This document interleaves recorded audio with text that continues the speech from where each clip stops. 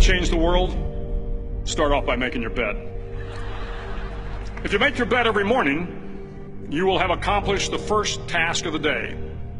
It will give you a small sense of pride, and it will encourage you to do another task, and another, and another.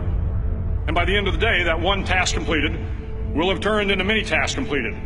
Making your bed will also reinforce the fact that the little things in life matter. If you can't do the little things right, you'll never be able to do the big things right. And if by chance you have a miserable day, you will come home to a bed that is made, that you made. And a made bed gives you encouragement that tomorrow will be better. To pass SEAL training, there are a series of long swims that must be completed. One is the night swim. Before the swim, the instructors joyfully brief the students on all the species of sharks that inhabit the waters off San Clemente.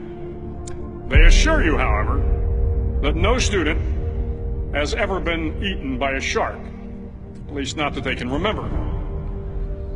But you are also taught that if a shark begins to circle your position, stand your ground. Do not swim away.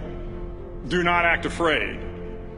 And if the shark, hungry for a midnight snack, darts towards you, then summons up all your strength and punch him in the snout, and he will turn and swim away. There are a lot of sharks in the world. If you hope to complete the swim, you will have to deal with them. So if you want to change the world, don't back down from the sharks. Over a few weeks of difficult training, my SEAL class, which started with 150 men, was down to just 42. There were now 6 boat crews of 7 men each. I was in the boat with the tall guys, but the best boat crew we had was made up of the little guys, the Munchkin crew, we called them. No one was over 5'5". The Munchkin boat crew had 1 American Indian, 1 African American, 1 Polish American, 1 Greek American, 1 Italian American, and 2 tough kids from the Midwest. They out-paddled, outran, and outswam all the other boat crews.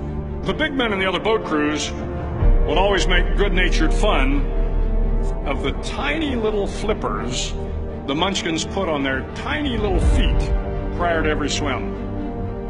But somehow these little guys from every corner of the nation and the world always had the last laugh, swimming faster than everyone and reaching the shore long before the rest of us. SEAL training was a great equalizer. Nothing mattered but your will to succeed, not your color, not your ethnic background, not your education, not your social status. If you want to change the world, measure a person by the size of their heart, not by the size of their flippers. The 9th week of training is referred to as Hell Week. It is 6 days of no sleep, constant physical and mental harassment, and 1 special day at the Mud Flats. The Mud Flats are an area between San Diego and Tijuana where the water runs off and creates the Tijuana Sloughs, a swampy patch of terrain where the mud will engulf you.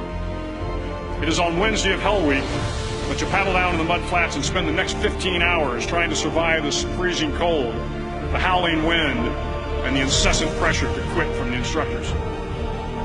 As the sun began to set that Wednesday evening, my training class, having committed some egregious infraction to rules, was ordered into the mud. The mud consumed each man till there was nothing visible but our heads. The instructors told us we could leave the mud if only 5 men would quit. Only 5 men, just 5 men, and we could get out of the oppressive cold. Looking around the mud flat, it was apparent that some students were about to give up. It was still over 8 hours till the sun came up. 8 more hours of bone-chilling cold. The chattering teeth and the shivering moans of the trainees were so loud, it was hard to hear anything. And then one voice began to echo through the night. One voice raised in song. The song was terribly out of tune, but sung with great enthusiasm. One voice became 2, and 2 became 3, and before long, everyone in the class was singing.